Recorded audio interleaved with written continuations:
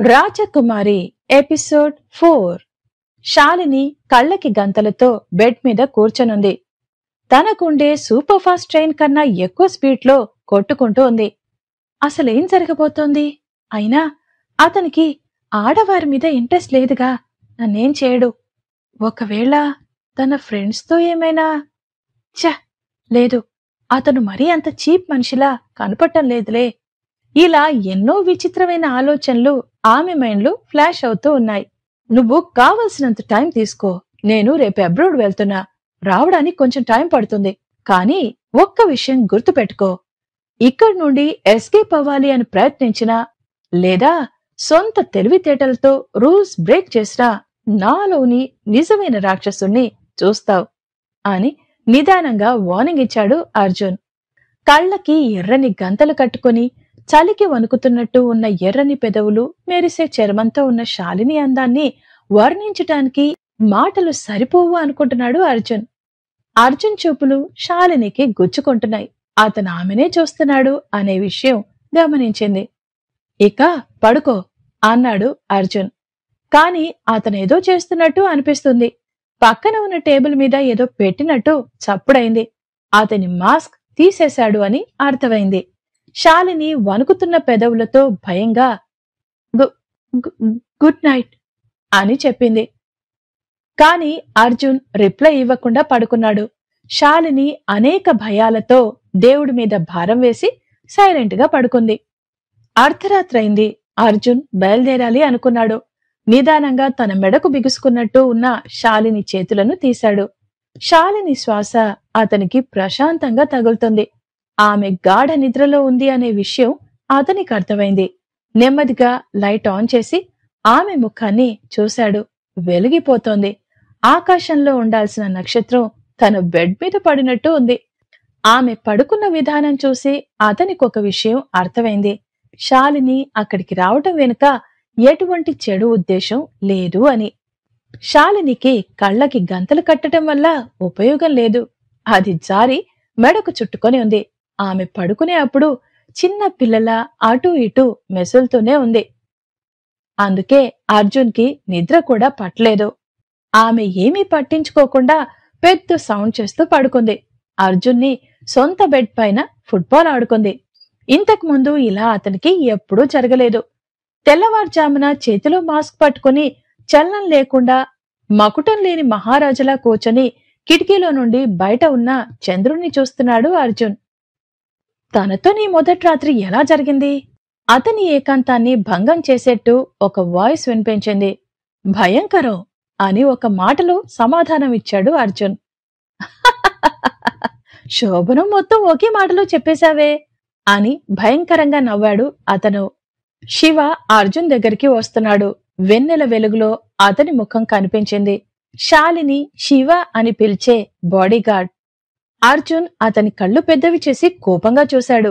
అతను వెంటనే సరే సరే తీసేస్తాలే అంటూ మెడ మీద చేయి పెట్టి మాస్క్ లాంటి ఒకదాన్ని పీకేశాడు. అతను చూడ్డానికి ఒక అందమైన ప్రిన్స్ లా ఉన్నాడు. అతను పీకేసిన మాస్క్ ని చూస్తే ఒక రక్త పిశాచిలా ఉంది. ఒకవేళ ఎవరైనా చూస్తే నిజంగా రక్త పిశాచాలు ఉన్నాయా అని అనుకుంటారు. శివ తన అసలైన ఫేస్ ని కవర్ చేసుకుని ఇలాంటి మాస్క్ వేసుకుంటాడు. జస్ట్ అతని ఐడెంటిటీని కవర్ చేసుకోవడానికి. మీ ఆవిడకు ఈ ముఖమే సౌకర్యం, నన్ను శివ అని పిలుస్తుంది అని ఆ మాస్క్ ని చూపిస్తూ అన్నాడు. అని తీసేసిన ఆ మాస్క్ ని చూపిస్తూ అన్నాడు. ఇంతకీ ఆమె ఎలా ఉంది? నీతో బాగా కలిసిపోయిందా? కలిసిపోయింది. నువ్వు తేడావా అని అడిగేంత కలిసిపోయింది అన్నాడు అర్జున్. కళ్ళు పెద్దవి చేసుకుని నోటి మీద చేయి పెట్టుకుని అవునా, నిజంగానా? కొంపదీసి ఆ మాట అన్నందుకు నువ్వు ఆమెను ఏమీ చేయలేదుగా? నవ్వుతూ అడిగాడు. ఫేస్ మాస్క్ తో తన ఫేస్ ని కవర్ చేసుకుని శివ అని పిలువబడే కాశీ.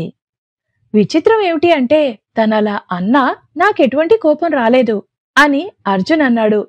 అర్జున్ సమాధానం విని శివకి అతనిపై మంచి ఫీలింగ్ ఏర్పడింది. అర్జున్లో మార్పుని గమనించాడు. అవును కాశీ, నువ్వు శాలినిని ఎందుకెంచుకున్నావు? అనుమానంగా అడిగాడు అర్జున్. తన కళ్ళు, ఆమె స్వభావం మీకు ఖచ్చితంగా నచ్చుతాయి అని నా అంతరాత్మ చెప్పింది అని క్యాజువల్ గా సమాధానం ఇచ్చాడు. కాశీ అబద్ధం చెప్తున్నాడు అని అర్జున్ గ్రహించాడు. అతను నిజం చెప్పడానికి ఎందుకో ఆలోచిస్తున్నాడు. ఏదో ఒక బలమైన కారణం ఉంటే తప్ప కాశీ అబద్ధం చెప్పడు అని తెలుసు. నేను నెక్స్ట్ టైం అడిగినప్పుడు నిజం చెప్పాలి, లేకపోతే చంపేస్తా అని సీరియస్ గా అన్నాడు అర్జున్. అర్జున్ చాలా ఆవేశంగా కోపంతో తిడుతున్నాడు. అతనిలా మాట్లాడతాడు అనే విషయం కాశీకి ముందే తెలుసు. అందుకే నవ్వుతూ ఉండిపోయాడు. అదే నవ్వుని కాశీ కంటిన్యూ చేస్తూ సరే సరే, సమయం వచ్చినప్పుడు ఖచ్చితంగా చెప్తాను అని అన్నాడు. అర్జున్ శాలిని నిద్రలేచే సమయానికంటే ముందే తన ఫ్రెండ్స్ శేఖర్, అలాగే రాత్రి వచ్చిన మరొక వ్యక్తి అజయ్, అలాగే శాలిని శివ అని పిలిచే బాడీగార్డ్ తో కలిసి వెళ్లిపోయాడు. శాలిని రిలాక్స్ గా నిద్రలేచింది. కొత్త ప్లేస్ అయినప్పటికీ తను హాయిగా నిద్రపోయింది.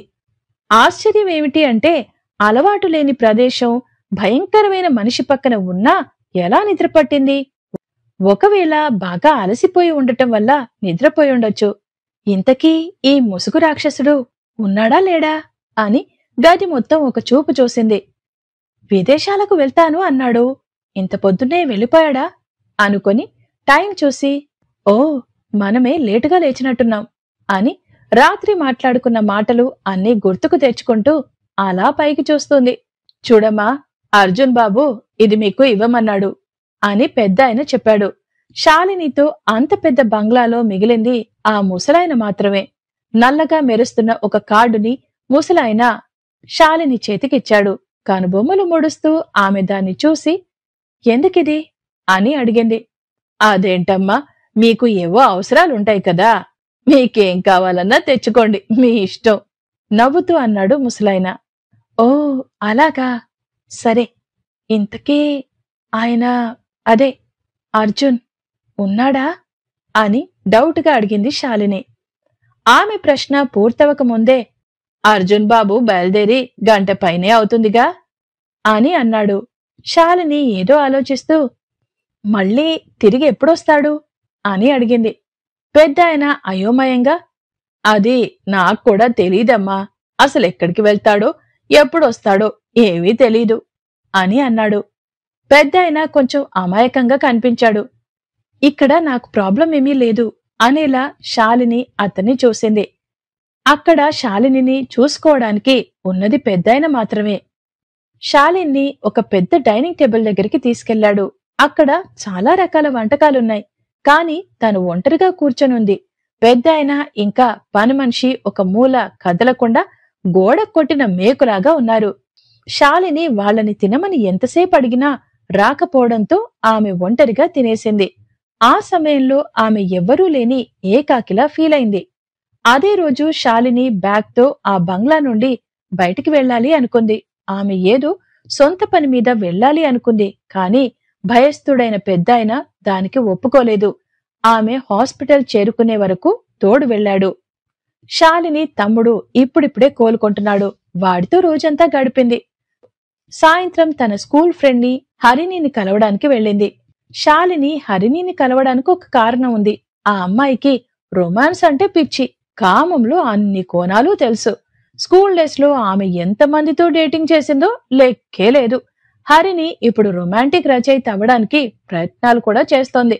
సో ఇప్పుడు శాలిని ఉన్న పరిస్థితికి హరిణి సలహాలు ఖచ్చితంగా ఉపయోగపడతాయి అని అనుకుంది. రోజులు గడుస్తున్నాయి. కాని అర్జున్ మాత్రం రాలేదు. శాలిని నోట్బుక్ మాత్రం కామ కళలతో నిండిపోయింది. ఆమె హరిణితో 3 రాత్రులు కలిసి ఉండటంతో హరిణి అనుభవాలు, ఆలోచనలు అన్ని నోట్ చేసి పెట్టుకుంది. కాని హరిణి టూరు వెళ్లిపోయాక శాలిని తన తమ్ముడితో సమయం గడుపుతూ దొరికిన పుస్తకాలు, నవలలు చదువుతూ మగవాడిని ఎలా పడెయ్యాలి, ఎలా ముగ్గులోకి దింపాలి అనే విషయంపై అధ్యయనం చేస్తుంది. ఒక వారం గడిచాక బంగళా రంగులు, పూలతో గందరగోళం అయిపోయింది. ఇంకా ఎన్నో మార్పులు ప్లాన్ చేస్తుంది. శాలిని ముసలోడు కంట్రోల్ చేయలేకపోయాడు. అది కూడా అతని తప్పే. మాటలో ఇలా అన్నాడు, అర్జున్ బాబు విదేశాలు వెళ్తే అంత తొందరగా రాడు. నెల రాకపోయినా ఆశ్చర్యపోనవసరం లేదు. అది విని శాలిని షాక్ అయిపోయింది. అయినా అది మంచిదేలే. ఈలోపు చాలా విషయాలు తెలుసుకుని యుద్ధానికి సిద్ధం కావచ్చు. అంతకంటే ముందు ఈ ప్రదేశం మొత్తం మార్చాలి. ఈ ప్లేస్ ఇలా ఉండబట్టే అతనికి 3, 4 ఏమీ రావడం లేదు. అందుకే అర్జెంటుగా ఈ ప్లేస్ మొత్తం కలర్ఫుల్ గా మార్చేయాలి. దీన్ని ఒక లవర్స్ పార్క్ లా తయారు చేస్తే ముందు ముందు పనికొస్తుంది అనుకుంది. శాలిని తన ఆలోచనని ఆ ఇంట్లో పనివారికి చెప్పింది. అది కూడా తను ఒక్కతే పనిచేసి గార్డెన్ ని మారుస్తాను అని అంది. ఇప్పుడు ఆ బంగ్లాకి శాలిని మాత్రమే లేడీ బాస్. అది కూడా ఆమె అందరితో మంచిగా ఉండటం వల్ల అందరూ తన ఐడియాని ఒప్పుకున్నారు. శాలిని గార్డెన్ శుభ్రం చేయటం మొదలుపెట్టింది. పనివాళ్లు ఊరికే చూస్తున్నారు. మిట్ట మధ్యాహ్నం ఎర్రని ఎండకి ఉరుములేని పిడుగులా అర్జున్ వాళ్ళందరికీ దర్శనమిచ్చాడు. అతన్ని చూసి పనివాళ్లందరూ షాక్ అయిపోయారు. ఎందుకంటే పనివాళ్లు పని చేయకుండా శుభ్రంగా కూర్చొనున్నారు. రాజకుమారి మాత్రం తోటమాలిలా పని చేస్తుంది. ఒక్కసారిగా అంతా నిశ్శబ్దమైపోయింది. శాలిని ఒక యోధురాల్లా నిల్చొని అతనిప్పుడు తిడతాడా తిట్టడా అని ఎదురు చూస్తోంది. ఆమె ఒక పాత చొక్కా, నైట్ ప్యాంట్ వేసుకొనుంది. జుట్టు చెదిరిపోయి పైకి కొప్పులా కట్టుకొని ముఖం, మెడ మొత్తం చెమటతో నిండిపోయింది. దీన్ని బట్టి ఆమె చాలా సమయం ఎండలో పనిచేస్తుంది అని తెలుస్తుంది. అర్జున్ మాట్లాడడం లేదు, కాని గమనిస్తున్నాడు. శాలిని చేతులు మొత్తం మట్టే.